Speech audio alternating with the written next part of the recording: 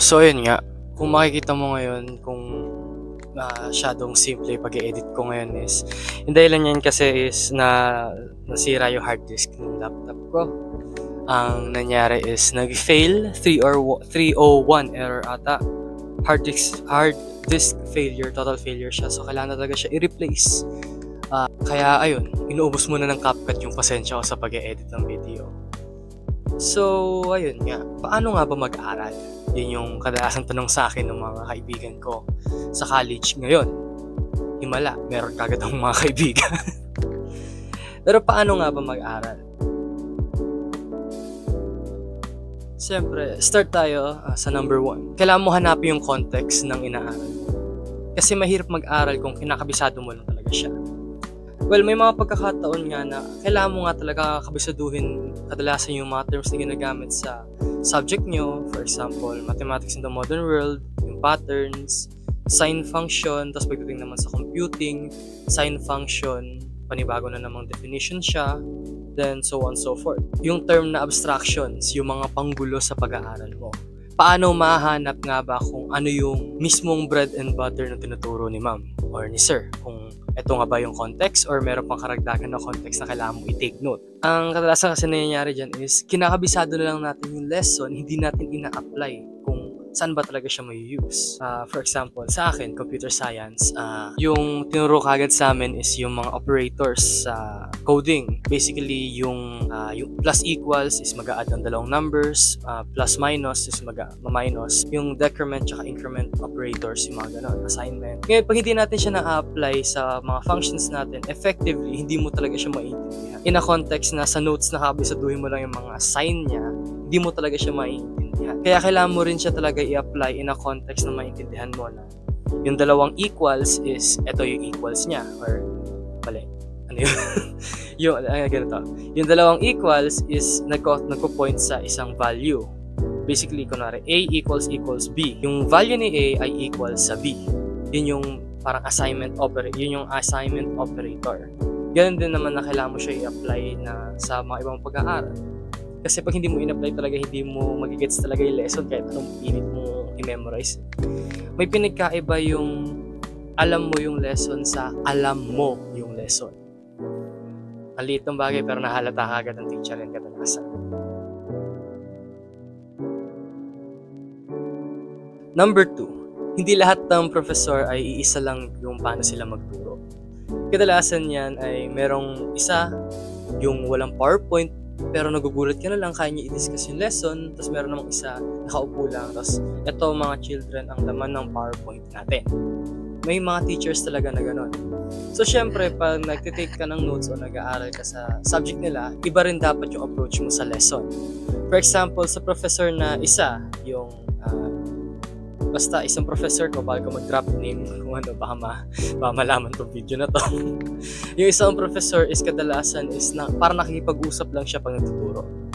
So ang ginagawa ko na lang is tinitake notes ko yung mga examples niya, gayon na rin yung mga sinasabi niya, tsaka ko siya kino-correlate sa mismong slides na binibigay niya sa amin. Kasi ang teaching style niya is bibigay niya kagad yung slides sa amin, kami mag-aaral, then pag nagturo siya, ina-apply na lang talaga namin yung tinuturo niya sa examples.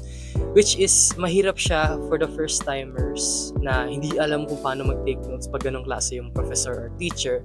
Ako kasi may experience na kagad ako sa mga senior high school teacher ko na ala college of professor na umasta nung senior high school. Kaya madali lang mag-adapt sa mga ganon. So ang tip ko lang dun sa mga yon ay siguro iba-ibahin mo yung mga note-taking styles mo, yung learning styles mo pagdating sa mga professor na yun. May mga chance talaga na iba-iba talaga sila magturo. Na yung isa boring, yung isa nag-discuss pero paano magkwento, and so on so forth. At syempre, yung pinahuling tip ko rin sa inyo ay mag-aral din pag may time. Alam ko na minsan nakakaburyong talaga mag-aral na ito, lesson na to, ang hirap intindihin, itong topic na to, paano ba itindihin tong sinend ni ma'am na material, kung paano ba i-disseminate yung information na to, paano. paano lang talaga intindihin tong lesson. Pero pag, let's say, in-split mo yung lesson within, let's say, 3 study sessions per week or sa isang week, isang oras, 3 oras ka mag-aaral. Gano'n na lang para madali. 3 oras ka mag-aaral sa isang topic na tinigin ni Ma'am. Ngayon sa 3 oras na yon, paiba-iba yung views mo. Let's say, nung una nakakalito siya.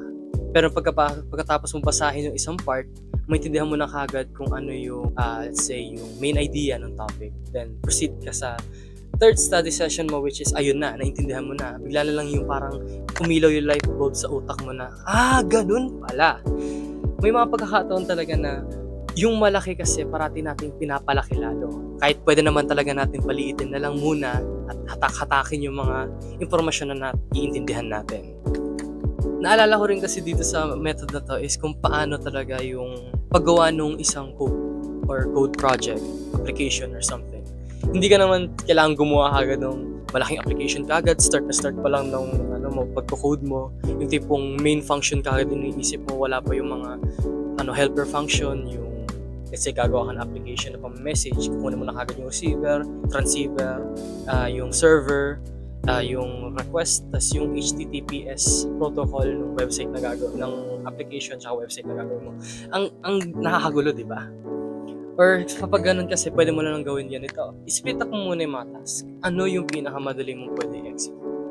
Siyempre, yung framework. Madali mo unang magagawa yung simula or yung mismong outline pa lang ng project. Let's say, ginawa mo lang is yung window application.